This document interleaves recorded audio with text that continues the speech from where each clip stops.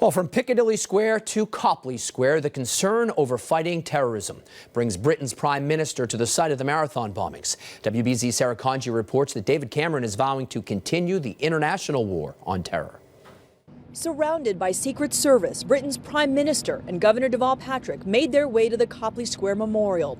David Cameron walked through and paused at the personal mementos left by thousands in honor of the marathon bombing victims. Everyone in the United Kingdom stands with your great city and with your great people. The Prime Minister shared not only his sympathy for the city of Boston, but his country's lessons after a terrorist attack there in 2005. There is really a vital role for law enforcement, a really vital role for intelligence. There's a tough side to all of this that we have to get right.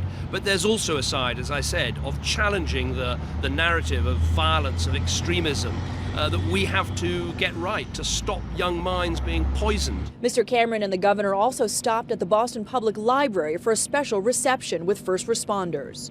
Inside, the Prime Minister met with representatives from Watertown and State Police, as well as the National Guard. Boston Police Commissioner Ed Davis was there too. I was also able to tell him that his government was very helpful because I had traveled to London in 2005 and got a sense for how they handle that incident, so that was informative to us. A mutual respect and now shared experience between leaders across an ocean. It's hard to believe that people can do these things to countries like ours when we are freedom-loving, when we are democracies, when we do value people's rights. But these things do happen and we have to fight them and challenge them, and that's what I know you're going to do right here in Boston. At Copley, Sarah Conji, WBZ News.